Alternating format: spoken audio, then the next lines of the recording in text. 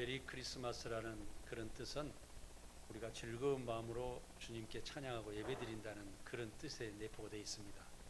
그래서 오늘 또 이렇게 마음이 열린 마음으로 이렇게 예배드리는 모든 성도들이 됐으면 좋겠습니다. 말씀을 보겠습니다. 마태복음 1장 21절에서 23절입니다. 이 말씀은 지난주일 목사님께서 말씀하신 것과 약간 겹쳐 있는데 제가 말씀을 준비할 때 약 보름 전에 말씀을 다 준비를 끝냅니다. 그래서 그 뒤로는 계속 묵상하고 기도하면서 말씀을 완성하는 데 치중하기 때문에 3일 동안에 말씀을 바꾸지를 못합니다. 그래서 오늘 저 나름대로의 성탄절에 대해서 말씀드릴 테니까 여러분들 그리하시기 바랍니다. 말씀 띄워주세요. 마태복음 1장 21절 23절 함께 읽겠습니다. 아들을 낳으리니 이름을 예수라 하라. 이는 그가 자기 백성을 그들의 죄에서 구원할 자이심이라 하니라. 이 모든 일이 된 것은 주께서 선지자로 하신 말씀을 이루려 하심이니 이르시되 보라 처녀가 잉태하여 아들을 낳을 것이요 그의 이름은 임마누엘이라 하리라 하셨으니 이를 번역한즉 하나님이 우리와 함께 계시다 함이라. 아멘. 하나님께서는 세상을 창조하신 후에 남자 아담과 여자 하와를 창조하신 후에 에덴 동산에서 하나님의 말씀에 따라서 행복하고 선한 모습으로 살아갈 수 있도록 인간을 창조하셨습니다. 그 인간을 창조하신 목적은 오직 하나님의 진리의 말씀 안에서만 살게 하신 것입니다. 이것은 왜 하나님의 진리의 말씀 안에서만 살게 하냐면은 인간의 행복이 참 그 진리의 말씀 안에 있기 때문에 그 말씀 안에서 살게 하셨다는 것입니다. 그래서 우리가 세상을 살아가면서 여러 가지 복잡한 관계를 우리가 가지고 살아가는데 그렇게 산 결과는 정말 인생을 마지막에 살아보면 마지막에 거의 가까이 가보면 다 헛되고 헛되다는 사실을 솔로몬이 이야기했습니다. 그래서 우리는 하나님의 진리의 말씀 안에서 살았을 때 그 말씀에 참으로 살아가는 그 평안과 행복과 기쁨과 우리가 가지고 있는 그런 좋은 것들만 가지고 하나님의 나라를 향해서 한 발짝 한 발짝 나아갈 수 있다는 사실을 우리는 꼭 기억해야 됩니다. 그러나 아담과 하와는 선악의 열매를 따먹은 순간에 자신들의 벌거벗은 신체를 보았습니다. 그 전에는 아무런 부끄러움 없이 정말 하나님의 말씀을 따라서 좋은 것만 생각하고 좋은 마음을 가져가고 우리가 우리 성경 말씀에 내 영혼이 잘된 것 같이 이런 말씀이 있습니다. 그것은 뭐냐면 항상 어떤 것을 추구하느냐에 따라서 그 영혼의 형성이 잘 됩니다. 그 영혼의 형성이 됨에 따라서 우리의 마음이 또 형성이 되고 그 마음이 형성에 따라서 생각이 이루어지고 생각에 따라서 우리의 행동이 됨으로써 세상에 나타나 우리는 살아가고 있는 것입니다. 그래서 여러분들께서는 저 태양을 바라볼 때도 참 감사하다. 자연을 바라볼 때, 꽃을 바라볼 때 항상 감사하는 마음으로 바라보고 하나님께서 우리를 창조하셔서 이 땅에 보내주신 것을 항상 감사하는 마음을 가졌을 때 내 마음은 자꾸 좋은 마음으로 형성되어서 나쁜 것을 생각하지 않고 하나님의 세계를 바라보고 갈 수가 있게 되는 것입니다. 그런데 이 아담과 하와는 선악과 열매를 따먹는 그 순간에 자기의 부끄러움과 또 거짓과 악을 알게 됨으로 인해서 이제는 죄 가운데 살아갈 수밖에 없고 사람과 다툼 속에서 살아갈 수밖에 없는 것이 되었습니다. 하나님은 자신이 창조하신 인간을 죄 속에서 계속해서 살지 않도록 하시려고 스스로 인간이 되어서 이 땅에 구원자로 오셨는데 이분이 임마누엘 예수 그리스도이신 것입니다. 그래서 우리는 요한복음 1장 1절에 하나님의 말씀과 함께 계셨다고 말씀하셨어요. 그래서 이 말씀이 곧 하나님이라고 하셨는데 우리는 이 말씀이 곧 하나님이라는 것을 우리가 믿을 때 이 임마누엘 예수 그리스도께서 말씀이 육신이 되어서 이 땅에 오신 것을 우리는 믿고 그 말씀대로 우리는 살아갈 수가 있어야 됩니다. 그래서 예수님의 이름은 본문의 21절에 자기의 백성을 그들의 죄에서 구원할 자심이라고 기록하고 있는데 또한 하나님께서 함께 하신다는 의미를 가지고 있습니다. 예수님이 곧 하나님이란 뜻으로 이것이 임마누엘 예수라는 말씀입니다. 그러므로 우리가 예수님을 미울 때 항상 우리는 하나님이시라는 것을 항상 기억하고 또 그 말씀의 하나님, 제가 누차 강조합니다마는 하나님은 진리의 말씀의 하나님이시라는 것을 여러분들이 계속 반복하고 있습니다.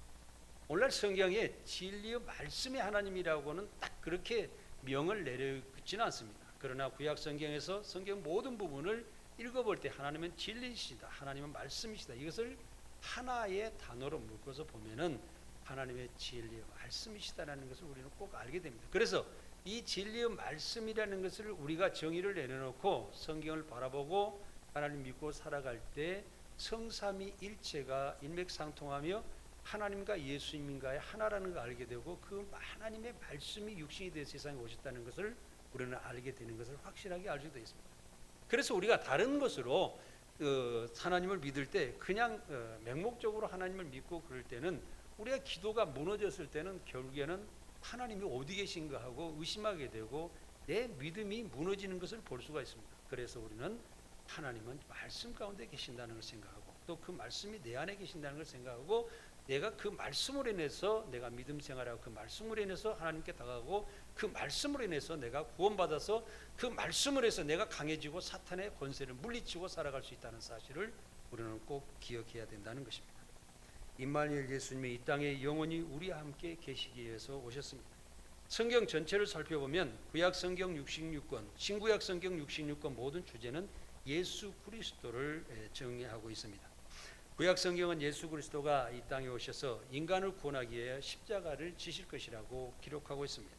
또한 신약 성경은 예수님의 복음 사역과 십자가에서 죽으시고 부활하신 성령으로 부활하신 후에 성령으로 영원히 우리와 함께 계시는 구원의 완성을 말씀하고 있습니다. 특히 사복음서에는 예수님의 사역을 직접적으로 강하고 확실하게 기록하고 있습니다. 사복음서에는 예수 그리스도 일평생에 대한 네 가지 관점에 대해서 말씀하고 있는데 마태복음은 유대인의 왕으로 오신 예수님을 기록하고 있고 마가복음은 종으로 오신 예수 그리스도를 기록하고 있으며 누가복음은 온전한 사람으로 오신 예수님을 기록하고 있고 요한복음은 진리의 말씀이신 하나님이 육신의 옷을 입고 성육신으로 오신 예수 그리스도를 위해서 강조하고 기록하고 있습니다. 그 마태복음과 누가복음에는 예수님의 족보가 또한 실려 있습니다. 그러나 예수님 당시 이스라엘은 종과 노예는 족보에 기록하지 않았습니다. 그런데 그때 예수님께서도 오셔서도 사람을 계수하는 거 보면은 어떤 때는 여자를 빼놓고 아이들을 빼놓고 이렇게 계수하고 몇천 명이 왔다, 이런 것을 보면은 우리는 알 수가 있습니다. 쉽게 이야기하면 남자 선호 사상이 강해져서 굉장히 여자들과 아이들은 배제했던 것을 볼 수가 있습니다. 한 여자, 가늠한 여자를 데려다 놓고 심판할 때도 어떤 그 여자의 음탕한 행위를 가지고 심판을 했지만 사실은 남자 혼자 음탕한 행위를 할 수가 있습니까? 예, 남자나 여자나 똑같습니다. 그래서 둘이 다 데려다 놓고 심판을 해야 되는데 여자만 데려다 놓고 돌로 치려고 하는 모습을 볼 수가 있습니다. 그만큼 여자를 남자의 이용물로 생각했던 그런 시절이 아니었던가 생각합니다. 그런데 마태복음 1장 1절에 보면은 아브라함과 다윗의 자손 예수 그리스도의 세계라고 기록되어 있고 또 우리가 조상들을 생각해 본다면 우리가 다윗의 자손 예수 그리스도 세계라고 지칭한 것은 그 다윗이 하나님의 일을 많이 했고 또 그들이 다윗을 우리 조상이라고 내세울 만한 충분한 값어치가 있어서 그랬습니다. 그래서 우리는 조상들을 이야기할 때도 항상 우리가 생각할 때 조상 중에서 다른 사람의 제 시조나 이런 분들을 지칭하는 것이 아니라 조상 중에서 무슨 일을 큰 일을 했던 사람을 누구가 우리 조상이다 이렇게 이야기하는 경우도 있죠. 그래서 여러분들께서도 살아갈 때 내가 조상들을 생각하는 것도 있지만 우리 부모님들도 항상 좋은 것을 생각하고 아주 작은 것이라도 부모님들의 길 만한 것을 생각하고 우리는 그것을 귀중하게 여겨야 됩니다. 저는 이 자리에서 갑자기 생각이 나서 말씀드립니다만은 저희 아버지는 20살에 우리 어머니가 18세에 결혼했는데 34세에 돌아가셨습니다. 그런데 우리 어머니가 말씀하시는 거 보면은 저희 아버지는 결혼하시기 전에도 술을 좋아했고 결혼하신 후에도 술을 좋아하시고 계속 술 드시다가 34세 제가 알기로는 간암으로 돌아가신 것 같아요. 그러면은 아버지는 기리는 게 아무것도 없습니다. 그 무덤만 덜렁이 있습니다. 근데 저는 그 아버지가 살아생전에 연필꽂이를 나무로 만들어 누룩나무로 연필꽂이를 하나 만들어 놓은 것이 있더라고요. 거기가 1953년이라고 기록이 되어 있습니다. 그래서 그 연필꽂이를 바라볼 때마다 너는 공부를 열심히 하라고 저에게 말씀하고 계시구나. 항상 그래서 저는 학벌은 별로 없지만은 열심히 공부를 했습니다. 어쨌든 그것을 상상하고 아버지가 주신 것을 술꾼이라는 아버지를 생각하지 않고 아버지가 그래도 술두셨지만 나에게 물려주신 거 있구나. 저는 세상에 태어나서 7개월 만에 아버지를 잃었기 때문에 얼굴을 모릅니다. 그러면서 살아왔어요. 그래도 아버지가 주신 그 연필꽂이 하나가 저를 좋은 아버지로 생각하고 살고 있습니다. 그래서 여러분들께서도 신앙생활을 하면서 우리가 일반적인 생활에 나쁜 것을 생각하는 것이 아니라 우리 주 예수 그리스도께서 얼마나 그 귀한 삶을 사시고 우리를 위해서 정말 희생하고 살아셨는가를 항상 생각하고 산다면 우리는 헛된 길로 가지 않을 것입니다. 예수님의 족보는 위로 올라가면 다윗과 아브라함과 아담의 순서로 창조자신 하나님께 이르기까지 기록하고 있습니다. 이것은 사복음서를 통해 육신의 혈통으로나 진리의 말씀의 형통으로나 일치됨을 말하고 있으며 예수 그리스도가 유태인의 혈통에도 합당하다는 것입니다. 예수님의 족보는 육신과 모든 인간적인 족보로도 형성이 되지만 분명히 말씀드린다면 예수님의 혈통은 말씀의 족보라는 것을 꼭 기억하셔야 됩니다. 우리는 하나님께서 우리에게 전해주신 그 말씀에 쭉 이어져 나오는 것을 생각할 때 만약에 우리가 부모가 나를 낳아서 놓아주셨지만은 우리가 헛된 일을 한다고 하면 그 부모의 자식이라는 거죠. 자식이 잘못되면 그러죠. 어쩌다가 저놈의 자식이 낳았는가.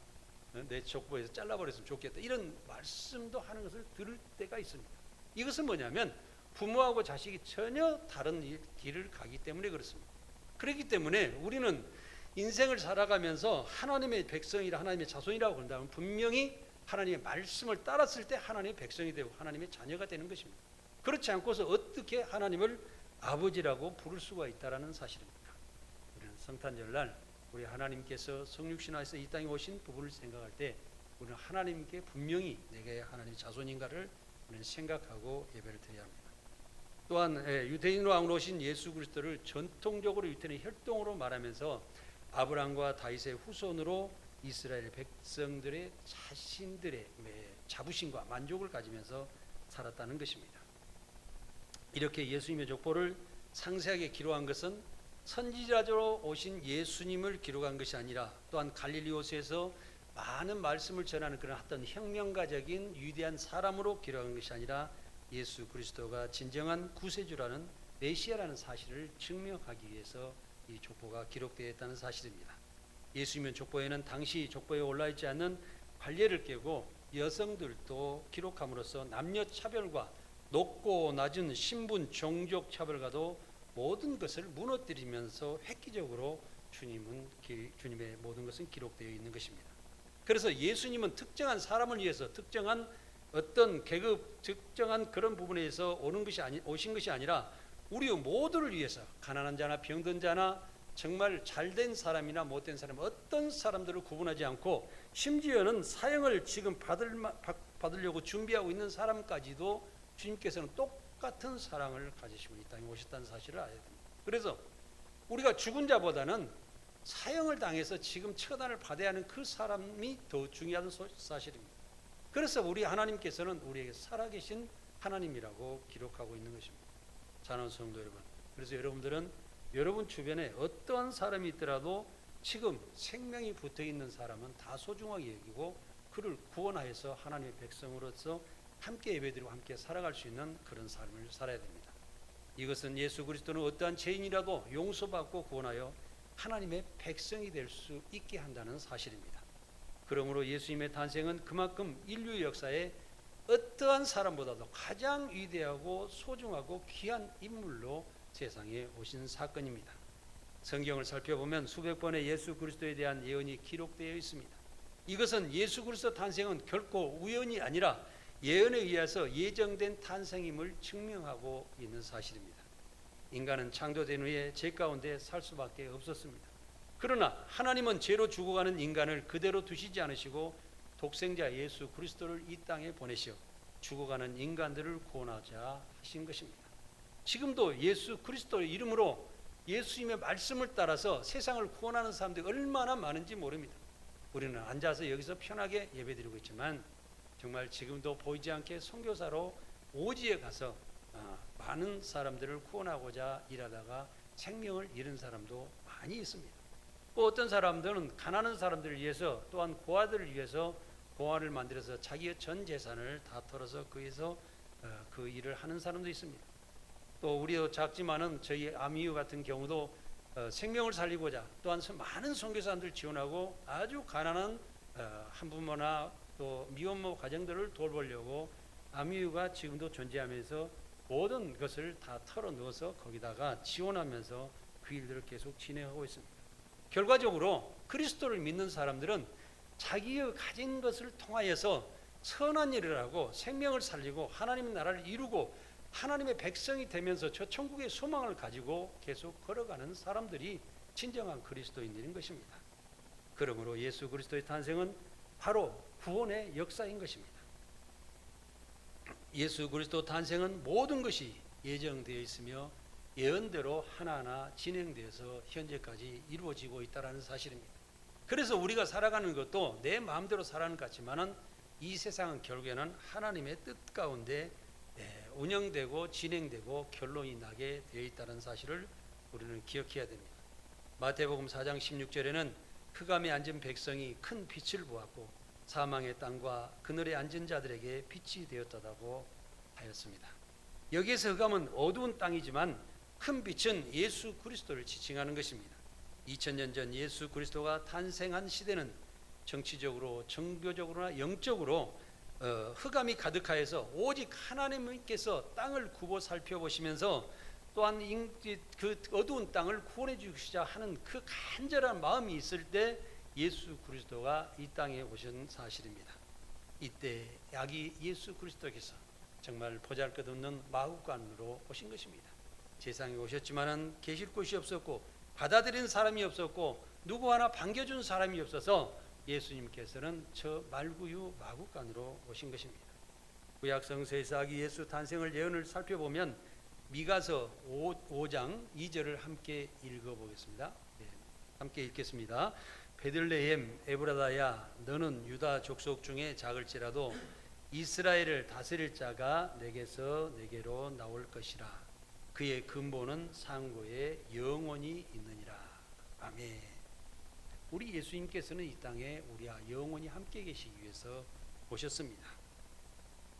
베들레헴이란 말은 히브리어로 떡이나 빵을 말하는 것입니다.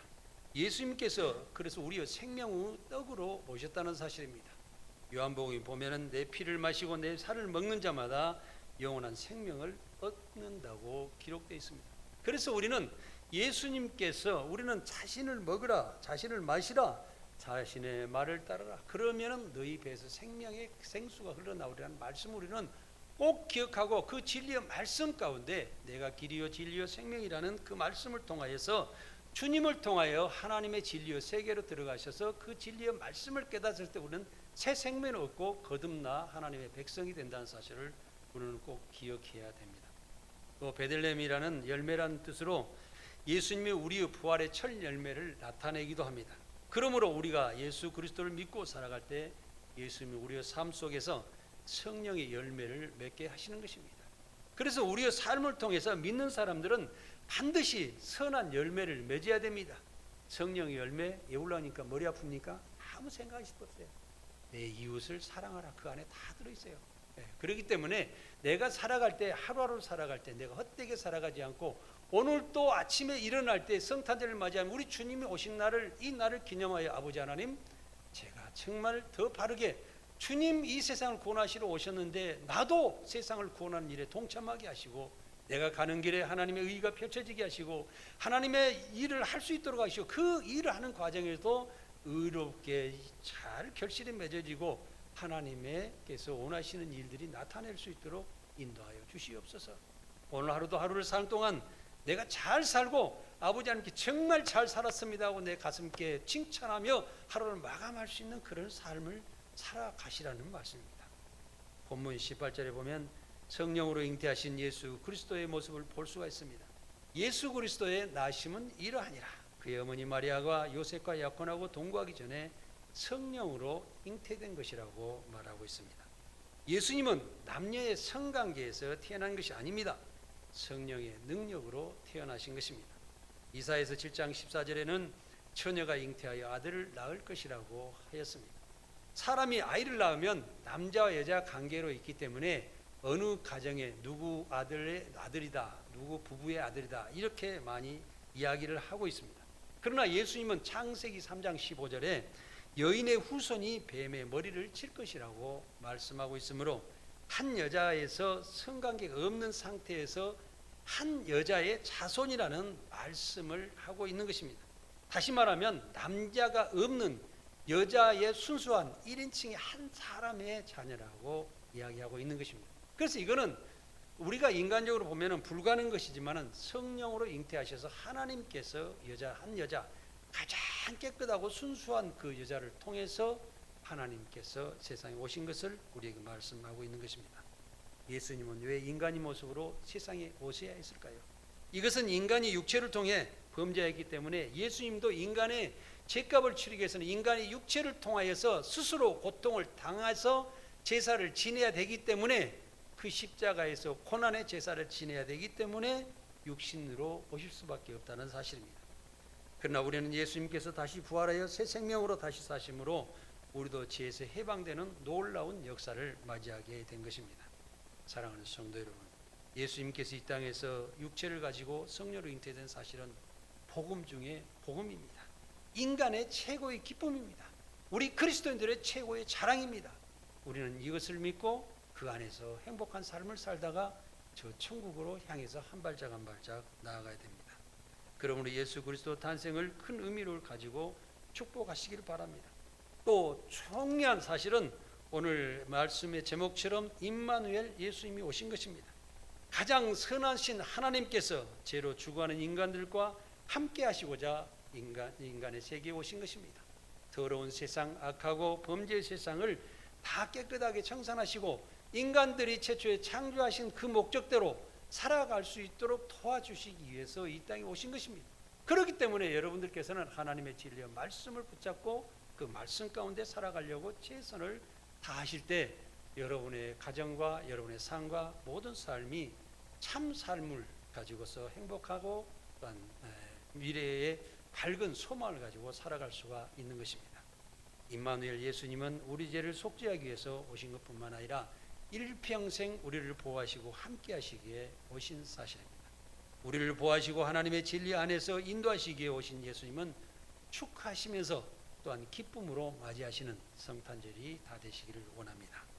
성탄절을 축하하기 위해 오신 모든 성도님들께 마음껏 즐거워하시기 바랍니다. 오늘 2부 예배도 여러분을 장기자랑을 하는데 어느 누가 가장 즐겁게 춤을 추는지 한번 보겠습니다. 정말 재밌게 하세요. 왜? 내가 다른 때가 세상에 가서 뭐 몸을 흔들고 궁둥이를 흔들 것이 아니라 주님 앞에서 뭐 괜찮습니다. 잘 내가 기쁨 때 다윗처럼 바지가 벗어지도록 한번 춤을 추셔도 괜찮다는 것입니다. 왜? 우리가 주 안에서 진리 안에서 행복한 삶이 얼마나 감사하고 기쁜 삶이냐 이런 이야기입니다. 오늘 본문 23절에는 보라 처녀가 잉태하여 아들을 낳을 것이요 그 이름을 임마누엘이라 하리라 하셨으니 이를 번역한즉 하나님이 우리와 함께 계시다 함이라 하고 말씀하고 있습니다. 하나님이 우리와 함께 계시다는 뜻은 하나님이 예수님이 우리 하나님이 되신다는 그런 뜻입니다. 그렇기 때문에 최초의 요한복음의 1장에도 말씀하실 때도 말씀이 하나님과 계셨고 말씀이 하나님이시라고 말씀하셨지 않습니까? 그래서 우리는 이 하나님의 진리의 말씀을 붙잡을 때 우리는 참 하나님을 만날 수 있고 또 우리가 생각하기는 말씀을 읽을 때 말씀이 하나님이신다 생각하는데 말씀을 읽어서 그 말씀에 푹 빠져 계시면 하나님이 나하고 함께 계신다는 걸 확실히 알게 되는 거예요. 그것은 누가 알려주냐면 성령이 알려주시는 것입니다. 그래서 여러분들께서는 말씀을 읽고 거듭나 성령의 인도하신 가운데 살아야 하는 것입니다. 예수님이 인간의 성령 가운데 태어난 것이 아니라 처녀의 깨끗한 몸을 빌려 태어나셔서 영원히 우리와 함께 계시는 것입니다. 그래서 남녀 구분이 없습니다. 부모와 자식 간의 부모도 구분이 없습니다. 오직 진리의 그 말씀의 중심으로 인해서 인간과 함께 존재하시기 때문에 공평하시게 되고 누구와 차별이 없으시게 되며 모든 것을 정말 늦은 비 이른 비를 주시거나 또한 산꼭대기나 바다에는 어느 곳을 상관하지 않고 비를 내리시시 약한 자나 강한 자나 가난한 자나 부유한 자나 어떤 병든 자나 건강한 모든 사람들에게 하나님의 한결같은 사랑을 베풀어 주시기를 원하시는 사랑이 우리 하나님의 사랑이라는 것을 우리는 알아야 됩니다. 임마누엘 예수님은 지금도 우리 함께 계심을 믿으시기 바랍니다. 마태복음 28장 10절에 보면 내가 세상 끝날까지 항상 너와 함께 있으리라 하고 말씀하셨습니다. 우리는 어떠한 어려움 속에서도 절대로 낙심하거나 좌절하지 마시고 구원의 감사와 기쁨으로 살아가시기를 바랍니다. 구원의 감사와 기쁨으로 천국까지 이르시기를 간절히 부탁합니다. 예수 그리스도의 탄생은 인간에게 큰 은혜요 축복입니다. 예수 그리스도께서 탄생한 성탄절을 맞이하여서 예수 그리스도께 경배하며 감사와 기쁨으로 사는 모든 성도 여러분들이 되시기 바랍니다. 성탄절을 감사와 기쁨으로 맞이하는 성도들에게는 하나님의 축복이 있을 것입니다. 성도 여러분, 한번 손을 들어봅시다. 메리 크리스마스, 즐거운 성탄절 되시기 바랍니다. 네, 기도하겠습니다. 우리를 구원하여서 하나님의 백성